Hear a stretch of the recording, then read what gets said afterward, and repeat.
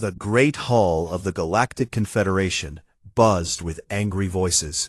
12 different alien species sat around a massive crystal table, their forms casting strange shadows in the blue light. Some looked like giant insects with too many arms. Others resembled walking trees with glowing eyes. A few floated in special tanks filled with purple gas. Commander HFY slammed his 4-clawed hands on the table. His mantis-like head swiveled to look at each member of the council. "This is madness," he clicked in his harsh voice. "One small planet is stopping our entire expansion plan." The other council members shifted uncomfortably. For 6 months, they had tried to claim the Sol system for the Confederation. It should have been simple. The third planet from the star had a young species called humans. These creatures had barely learned to leave their own world. They had no real spaceships, no energy weapons, and technology that was thousands of years behind the Confederation. Yet somehow, the humans kept winning. Elder Mordoon, the oldest member of the council, spoke in his slow, deep voice. His ancient turtle-like face showed no emotion. "Tell us again what happened with the last attack fleet, Commander." HFY's mandibles clicked with frustration. 47 of our best warships approached their orbital stations. The humans had maybe 12 small defense platforms. Our ships could have destroyed them in minutes. "But they did not," said Council Member Threshka, her snake-like body coiling around her floating chair. "Why?" "The humans," HFY paused, still not believing what he had to report. "The humans rammed our ships with cargo vessels, civilian ships loaded with mining equipment. They turned freight haulers into missiles and flew them straight at our warships." Shocked silence filled the hall. In 3,000 years of galactic warfare, no species had ever used civilian cargo ships as weapons. It was considered impossible. Cargo ships were slow, lightly armored, and had no weapons. "The damage reports?" Elder Mordoon asked quietly. 17 of our ships were destroyed. 20 more were damaged beyond repair." HFY's voice grew quieter. "The humans lost 8 cargo ships and celebrated it as a great victory." Another council member, a being that looked like living crystal, spoke with a voice like breaking glass. "Perhaps their ships were modified, hidden weapon systems." "No." HFY pulled up a holographic display showing the battle. They were standard cargo vessels. The humans filled them with metal ore and accelerated them to high speed. Basic physics did the rest. He clicked his claws together nervously. They also broadcast music during the attack. Something called Highway to Hell by a band named AC/DC. The council stared at the display in confusion. War was supposed to follow rules. There were proper tactics, established strategies, and civilized ways to conduct battle. The humans seemed to ignore all of these. Council member Yevgora, a massive slug-like creature, oozed forward. "What about diplomatic pressure? Surely their leaders can be reasoned with." "We tried," replied another member, this one resembling a floating jellyfish. "We offered them advanced technology, membership in the Confederation, and protection from hostile species. Their response was unusual." "Show them," Elder Mordoon commanded. A holographic image appeared, showing a middle-aged human woman with short dark hair and tired eyes. She wore a simple white coat and stood in what appeared to be a laboratory. "This is Dr. Sarah Chen, their lead xenobiologist and coordinator of their defense efforts," the jellyfish being explained. "When our ambassadors offered her species everything they could want, she asked if we had any interesting diseases or toxins she could study.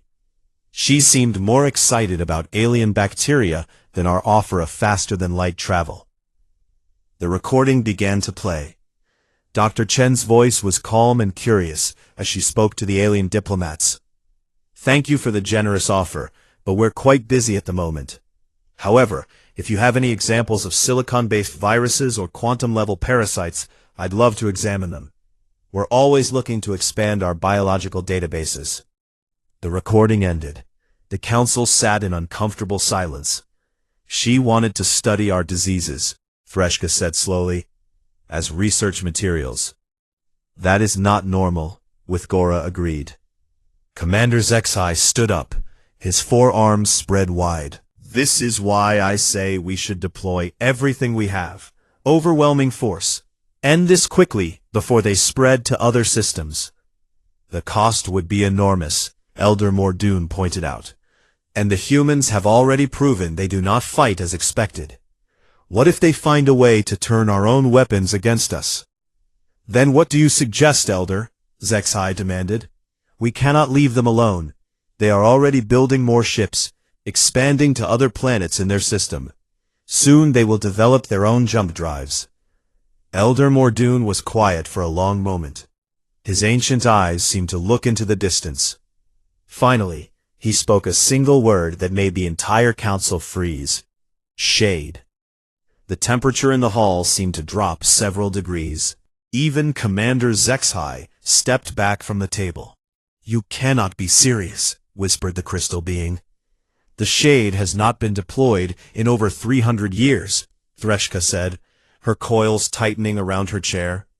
Perhaps it is time, Elder Mordoon replied calmly. The shade. Even among the council of the most advanced species in the galaxy, the name carried weight. Created by the extinct Veltar race as the ultimate assassin, the shade had never failed a mission. Not once in over 1,000 years of existence. It was not exactly alive, but it was not a machine either. The Veltar had grown it in their biolabs, combining the best killing abilities of dozens of species. It could change its shape, move without sound, and kill with weapons that could cut through any known material. The target? Asked Yithgora. Elder Mordoon gestured to the holographic image of Dr. Chen, still frozen in the display. Without her, their defense efforts will collapse into chaos. One human, Zexai mused. Yes, that could work. Even humans cannot fight when they have no leadership. The decision must be unanimous, Elder Mordoon reminded them. To wake the shade is not done lightly. One by one, each council member gave their agreement. Some reluctantly, others with enthusiasm, but all agreed. The humans had become too unpredictable, too dangerous to leave alone. The meeting ended with a simple message being sent to a facility hidden in the dark space between star systems. 3 words that had spelled doom for countless targets across the galaxy. Activate the shade. Deep in the cold darkness between stars, something ancient stirred to life. The facility had no name and appeared on no star charts. It was a relic from the extinct Veltar civilization, hidden and forgotten by most of the galaxy. Inside its biomechanical chambers, fluid drained from a tall cylinder. The creature that emerged looked like death-given form, 7 feet tall, with pale gray skin that seemed to shift and flow like liquid metal. Its limbs were too long, its joints bent at impossible angles, and where its eyes should be were only dark hollows that seemed to absorb light. The shade had awakened. Information flowed directly into its mind through bioneural links. Target: Dr. Sarah Chen. Location: Sol System, Earth and its colonies. Mission: eliminate target to disrupt human resistance efforts. The shade studied the data with the patience of a perfect predator. Humans were new to galactic civilization. They should be easy prey. Weak bones, slow reflexes, limited lifespans. The target was a scientist, not even a warrior. This assignment would be simple. It took the shade 3 weeks to reach the Sol system. Its ship was designed for stealth, invisible to most sensors, and small enough to slip past orbital defenses. As it approached Earth space, the shade began its hunt by studying its prey.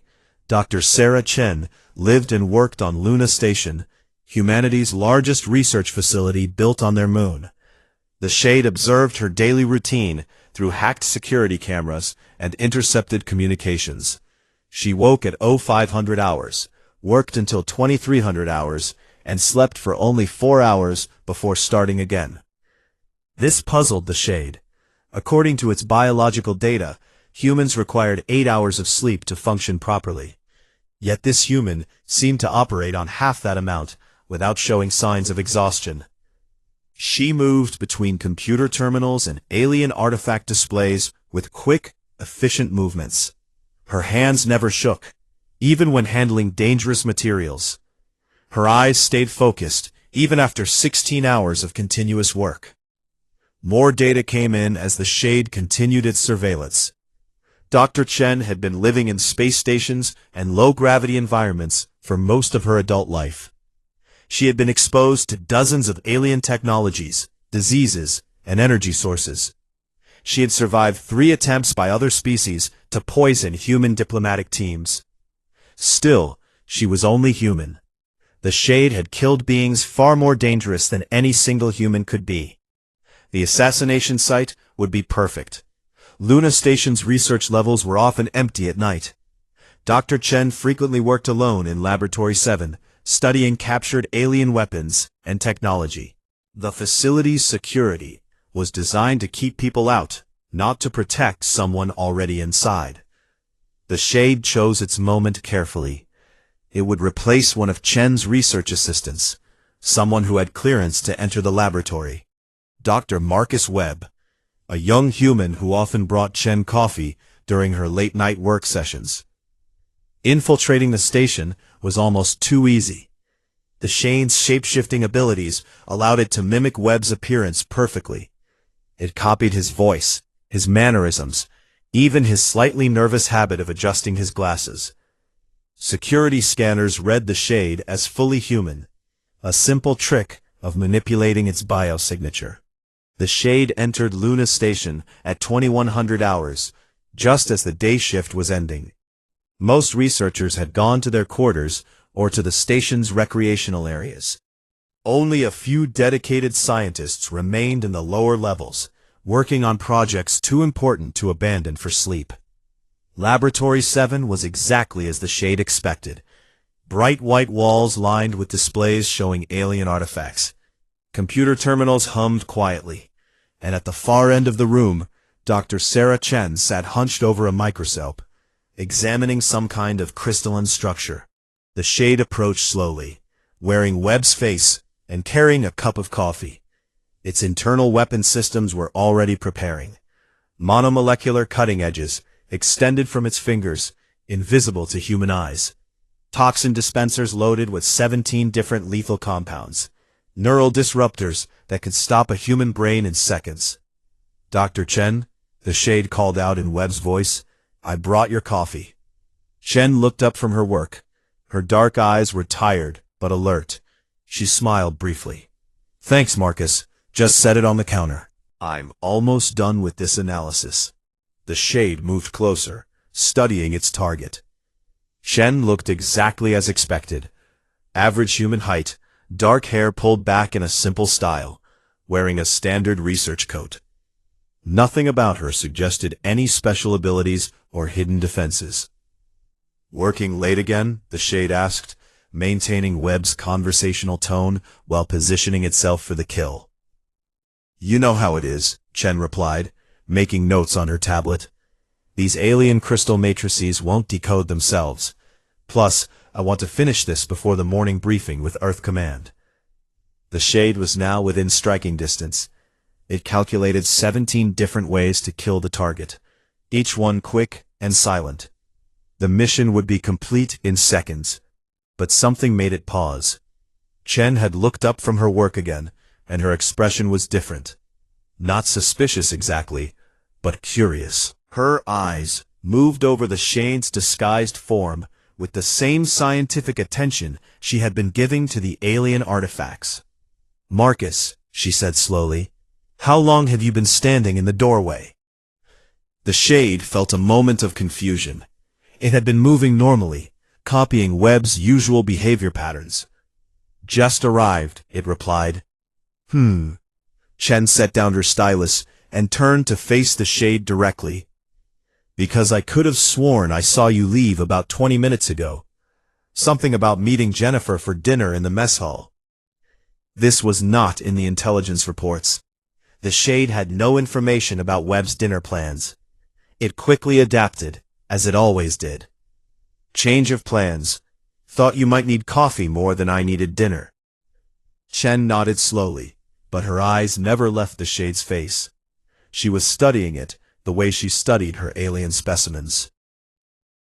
Looking for patterns, analyzing data, searching for answers. That's very thoughtful, she said.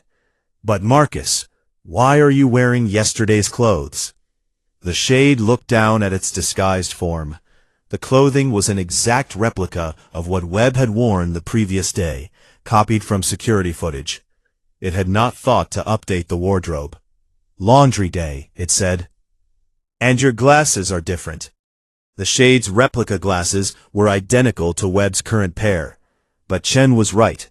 Webb had gotten new glasses 3 days ago, something not recorded in the files the Shade had accessed. Chen stood up from her workstation. She was not backing away or calling for security. Instead, she was moving closer, her scientific curiosity clearly overriding any sense of danger. You're not Marcus, she said with certainty.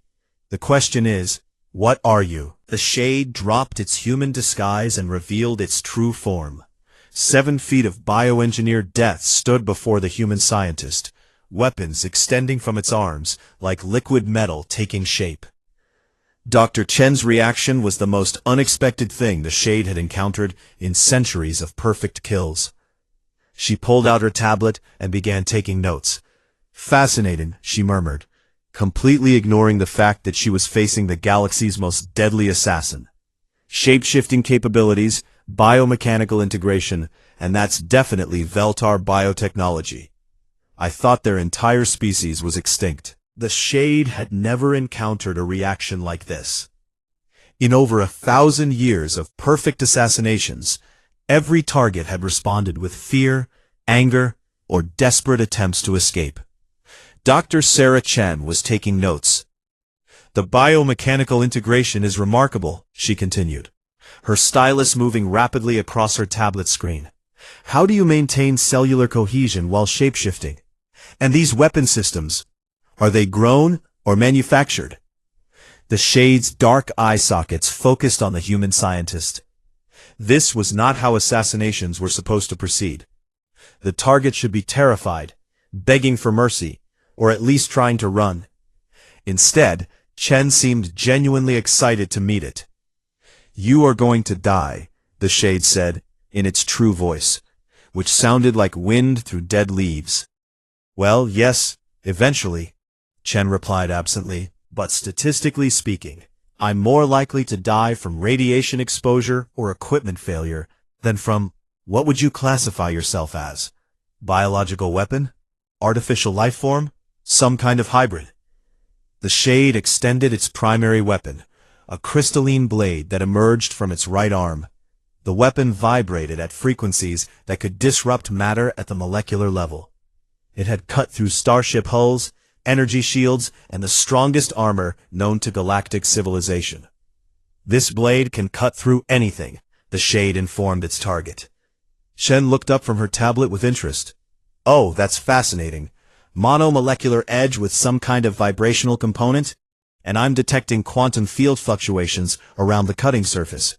How do you prevent it from destabilizing under normal atmospheric conditions? The Shade paused again. No target had ever asked technical questions about its weapons before. This human's behavior was completely outside its experience. Deciding that conversation had gone on long enough, the Shade moved to complete its mission. It lunged forward with speed that had never failed to overwhelm its targets. The blade screamed through the air toward Chen's throat, moving faster than human reflexes should be able to track. The Shade had killed beings with superhuman speed and reaction times. It had eliminated targets who could see into the future or move through dimensions. One human scientist would fall like all the others. The blade reached its target and stopped. Dr. Chen had caught the weapon between her thumb and forefinger, like someone catching a thrown pencil. The monomolecular edge that could slice through starship armor was held motionless by 2 human fingers. For the first time in its existence, the Shade experienced something that might have been surprise. "Interesting," Chen said, examining the blade while the Shade struggled to pull it free from her grip.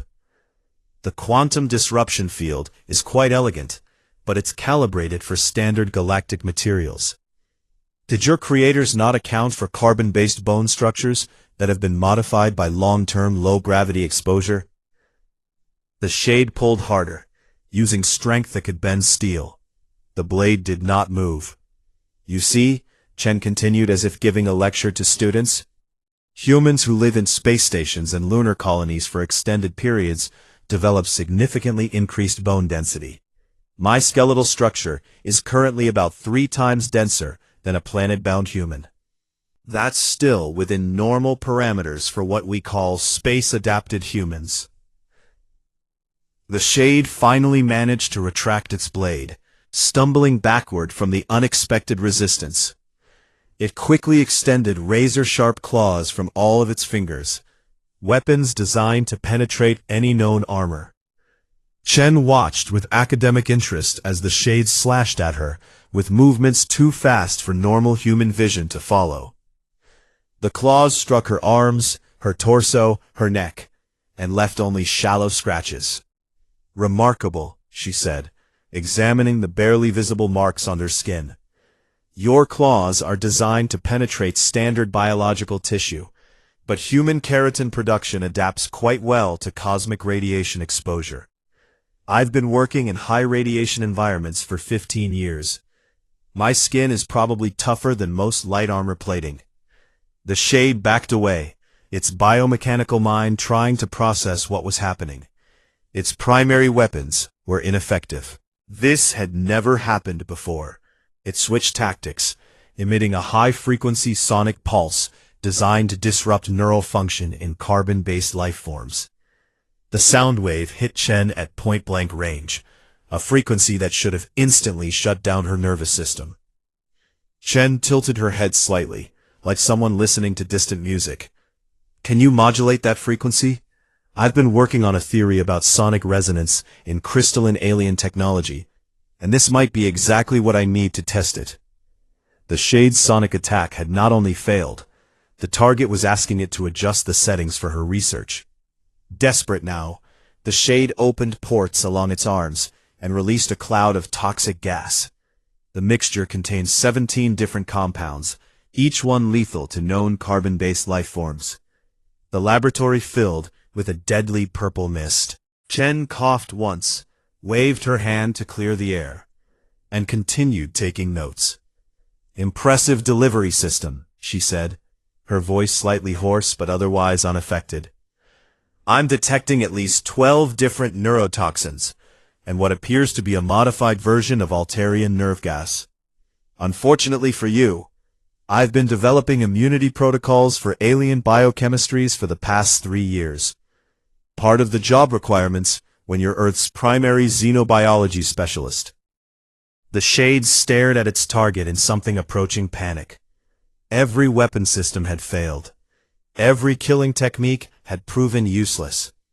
Chen stood before it, completely unharmed and still taking scientific notes. "Now, I am curious about one thing," Chen said, looking up from her tablet. "When you attempted to mimic Dr. Webb, how exactly did you copy his biometric signatures?" "The security scanners read you as completely human, which suggests you can manipulate your biosignature at the quantum level." The Shade tried a different approach. It began to shift its form rapidly, cycling through different shapes and appearances to confuse and disorient its target. This was a technique that had worked on species with superior mental capabilities. Chen watched the transformation with obvious fascination. "Oh, that's clever, but you're maintaining a constant electromagnetic signature regardless of physical configuration. And you blink about 0.3 seconds slower when you're concentrating on holding a false form. Are those limitations of the biotechnology or conscious choices to conserve energy?" The Shade returned to its original form, its weapon systems retracting. For the first time in its existence, It was completely out of options. "You cannot be killed," it said, the statement coming out as both question and accusation. Chen looked surprised. "Of course I can be killed. I'm human, not immortal. You're just using the wrong approach." She gestured to her laboratory around them. "This facility is designed to handle containment breaches of dangerous alien materials. If you had simply triggered a catastrophic decompression, or overloaded the reactor core, or released one of the more exotic organisms from storage level 3, you probably would have succeeded." The Shade processed this information. Its target was explaining how it could have completed its mission more effectively.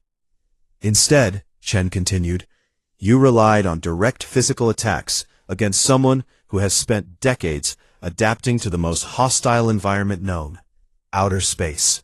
My body has been exposed to radiation, alien diseases, exotic materials, and low gravity for most of my adult life. I'm probably more physically resilient than most galactic military personnel." She paused in her note-taking to look directly at the Shade. "The real question is, why did your employers send a precision assassin to eliminate someone they clearly didn't bother to research properly?" The Shade found itself in an impossible situation. For the first time in over 1,000 years of perfect kills, it had completely failed to eliminate a target. Worse, the target was now offering it a chair. "Please, sit down," Dr. Chen said, gesturing to one of the laboratory stools. "This is fascinating from a xenobiology perspective. I'd love to understand how your species developed such remarkable assassination capabilities." The Shade remained standing, its biomechanical mind struggling to process the situation. "I do not sit with targets." "Well, technically I'm not your target anymore, am I?" Chen replied reasonably. "Your mission was to eliminate me, and that's clearly not going to happen. So now we're just two intelligent beings having a conversation." She walked over to a small refrigeration unit and pulled out a bottle of water. "I don't know what your nutritional requirements are, but we have various alien food supplements in storage." "I do not require sustenance," the Shade replied automatically. "Ah, so your biosystems are completely self-sustaining. That's remarkable efficiency." The Veltar really were masters of biological engineering. Chen unscrewed her water bottle and took a long drink. "I've been studying their surviving technology for years. Their work on cellular regeneration was centuries ahead of anyone else." The Shade watched as Chen settled into her own chair, completely relaxed, despite being in the presence of the galaxy's most feared assassin. "You are not afraid," it observed. "Should I be?" Chen asked. "You've already used your best attacks and they didn't work. At this point, you're more valuable as a source of information than as a threat." She pulled up a holographic display showing biological scans. "Look at this data from your attack attempts. Your monomolecular blade registered a cutting force that should have sliced through diamond. But human bone density in low-gravity environments increases dramatically. My femur alone could probably stop a standard plasma rifle shot." The display shifted to show comparative skeletal structures. Earthborn humans have hollow, light bones designed for high-gravity environments. But spaceborn humans like me develop bones that are denser, stronger, and more flexible. It's basic evolutionary adaptation. The Shade studied the data with growing confusion. This information was not in our intelligence files. "Of course not," Chen said with a slight smile. "Your people studied historical human data, earthbound humans from 50 or 100 years ago. You never accounted for how we'd adapt to actually living in space." She brought up another display showing medical scans.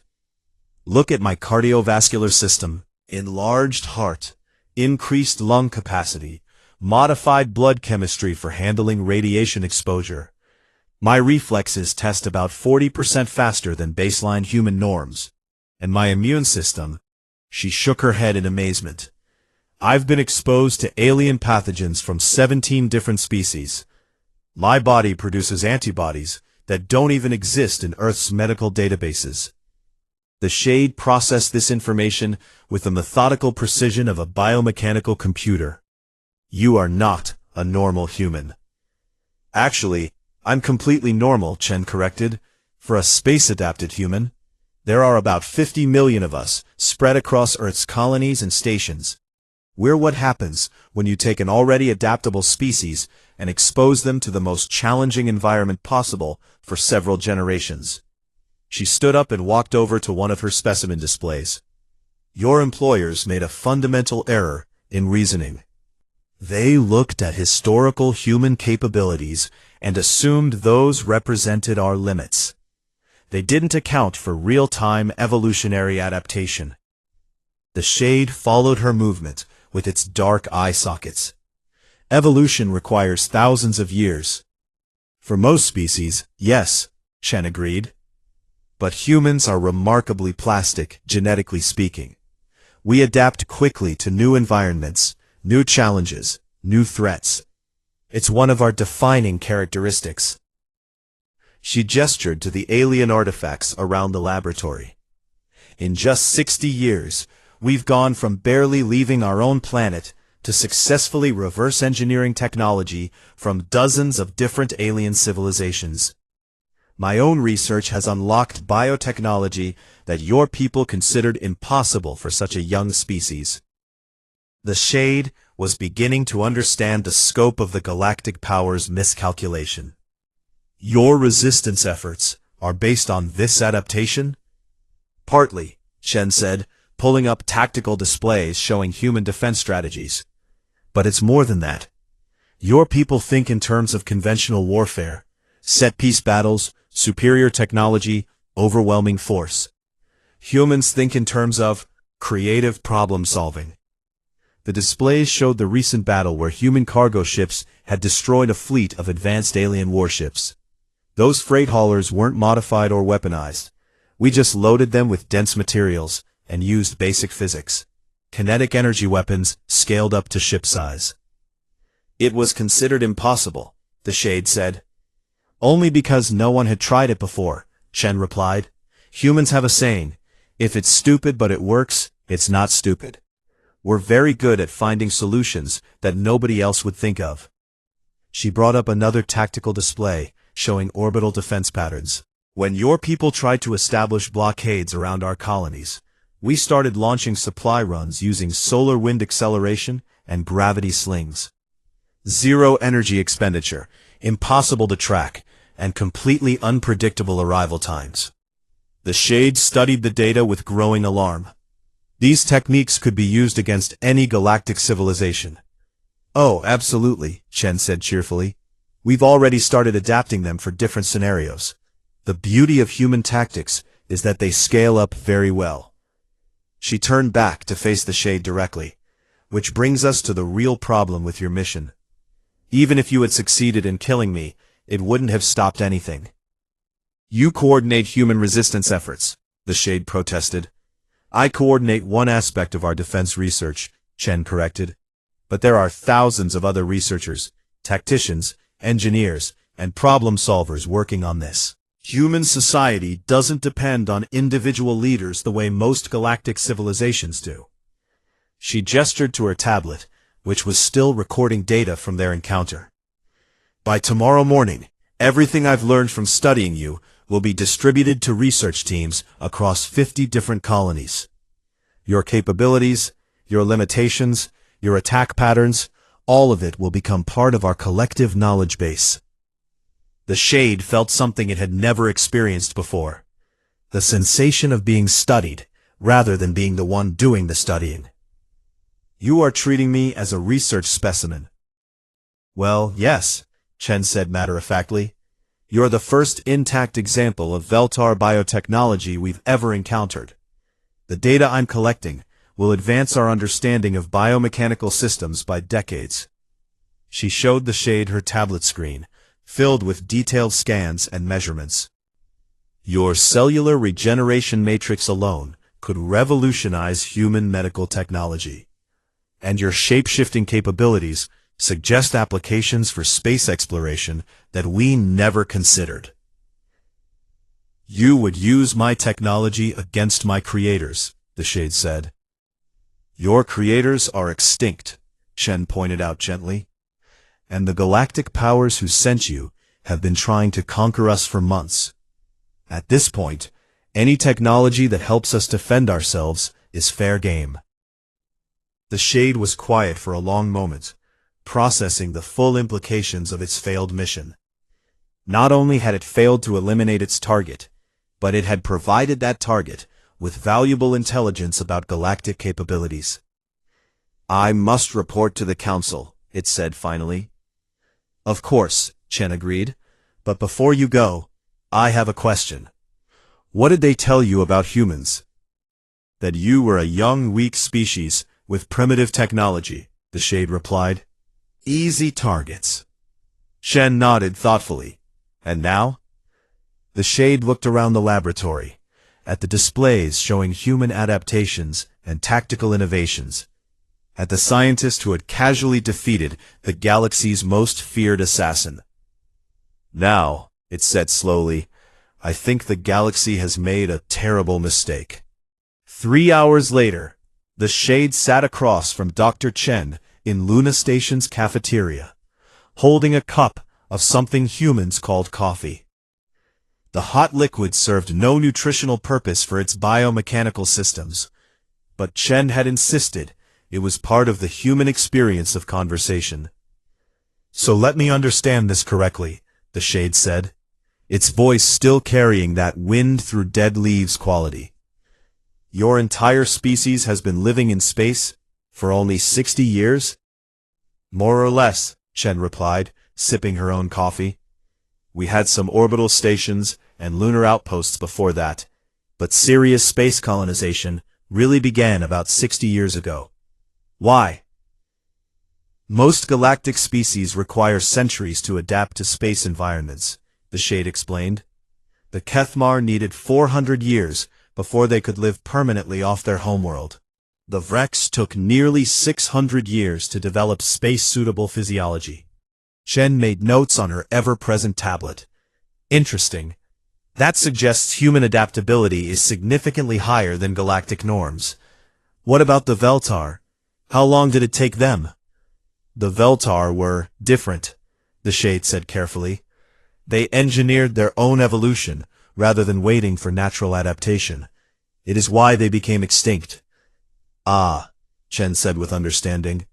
They moved too fast and lost something essential in the process. The Shade nodded slowly. They forgot what they were in their rush to become what they thought they should be. Humans appear to be achieving similar adaptations while remaining fundamentally human. Chen looked pleased with this observation. That's actually the core principle of our space adaptation programs.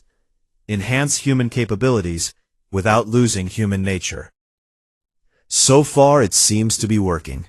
She pulled up a data file on her tablet showing population statistics. We now have stable communities on Mars, Europa, Titan, and about 40 asteroid mining stations. Second- and third-generation spaceborne humans are showing even more extreme adaptations. More extreme than yours? The Shade asked with what might have been concern. Oh yes, Chen said cheerfully. Some of the deep space explorers can survive in near-vacuum conditions for hours. The asteroid miners have developed bones that are essentially biological metal composites. And the Jupiter station crews have adapted to radiation levels that would be lethal to Earth-born humans. The Shade processed this information with growing alarm. If Chen represented normal human adaptability, and there were humans even more adapted than her, the Galactic Council needs to know this, it said. Actually, Chen said, setting down her coffee, I've been thinking about that. What exactly did they hope to accomplish by eliminating me? Remove human leadership to cause chaos in your defense efforts, the Shade replied honestly. Chen laughed, a sound the Shade found oddly pleasant. That wouldn't have worked even if you'd succeeded. Human society doesn't work that way. She brought up organizational charts on her tablet. Look at our command structure. We don't have a single leader or a hierarchical system like most galactic civilizations. We have distributed networks of specialists working together. The Shade studied the charts with confusion. This appears to be chaos. It looks like chaos from the outside, Chen agreed, but it's actually highly efficient. If you eliminate one node in the network, the others automatically adapt and continue functioning. It's based on our Internet communication systems. Internet. Global Information Network, Chen explained. Every human settlement is connected to it. Information, research, tactical data, everything gets shared instantly across the entire network. When I upload my research on you, scientists on Mars will see it within minutes. The Shade was beginning to understand why human resistance had been so effective. Your entire species functions as a collective intelligence. Sort of, Chen said, but not like a hive mind. Each human remains individual, but we share information freely. It means we can solve problems much faster than species that rely on hierarchical command structures. She showed the Shade examples of human collaborative research.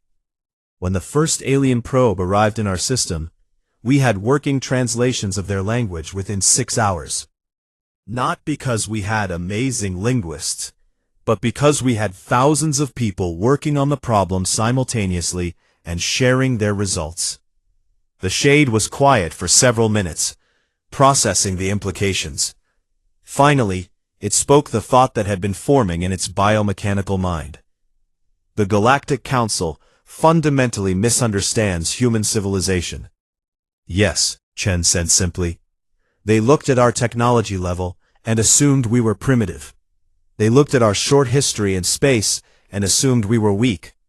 They looked at our lack of a galactic empire and assumed we were easy targets. But humans are none of those things, the Shade said. We're young, technologically speaking, Chen agreed, but we're not primitive. We're physically weaker than many species, but we're not helpless. And we haven't built a galactic empire because we've been too busy learning and adapting. She leaned forward, her expression becoming more serious. The question now is, what happens next? Your mission has failed, but the Galactic Council still wants our system. The Shade considered this carefully. Its biomechanical mind was designed for tactical analysis, and the tactical picture had changed completely. The Council believes you are a threat that must be eliminated, but they do not understand the nature of that threat. Explain. They think you are dangerous because you resist their expansion plans, the Shade said. But the real danger is that you represent a completely different approach to galactic civilization. If other species learn human methods, Chen nodded slowly, it would change the balance of power in the galaxy. More than that, the Shade said, it would make traditional galactic civilizations obsolete. Your distributed networks, your rapid adaptation, your collaborative problem-solving, these advantages would spread to any species that adopted them. Chen was quiet for a moment, then smiled. That's not necessarily a bad thing, is it? The Shade found itself considering possibilities it had never contemplated before. For the Galactic Council, it would be catastrophic. For individual species trapped under their control, it might be liberation. Now you're thinking like a human, Chen said with approval. She stood up and walked to the cafeteria's viewing window, which showed Earth hanging blue and white in the star-filled darkness. You know, we never wanted to fight anyone. We just wanted to explore, learn, and grow. But if the galactic powers insist on seeing us as a threat, you will become one, the Shade finished. We already are one. The question is whether the galaxy wants us as an enemy or as a partner. The Shade joined her at the window, looking out at the planet that had produced such an unexpected species. What would you propose? Chen pulled out her tablet one more time. I've been working on something during our conversation. A diplomatic proposal. The Galactic Council wants to understand humans? Let them send researchers, not armies. Scientists, not assassins. She showed the Shade a detailed plan for cultural and technological exchange. We'll share our methods and technologies freely. In return, the galactic powers share theirs. Everyone benefits. And if they refuse? Chen's smile became slightly predatory. Then they'll discover that humans are much better at war than they thought. We've been learning from their attack methods for months. We've already started implementing some interesting countermeasures. The Shade remembered the reports of cargo ships destroying warships and shuddered slightly. What kind of countermeasures? Let's just say that if the galactic powers want a real fight, they might be surprised by what they get, Chen said. But I'd rather not find out. Peace is more productive than war. She handed the Shade a data chip containing her proposal. Take this to your council. Tell them that the galaxy has room for everyone, but not for empires that try to control everything. The Shade accepted the chip, its mission parameters completely transformed. And what of me? Chen looked thoughtful. Well, you're technically unemployed now that your assassination mission failed, and I could really use someone with your capabilities on my research team. You would trust me? You've had 3 hours to kill me if you wanted to. Instead, you've been drinking coffee and discussing galactic politics. I think you've already chosen your side. The Shade looked down at the data chip in its biomechanical hand. For the first time in over 1,000 years, it faced a choice that was not dictated by its programming. I accept, it said. Chen grinned. Welcome to the human resistance. Fair warning though, we're going to need a bigger lab.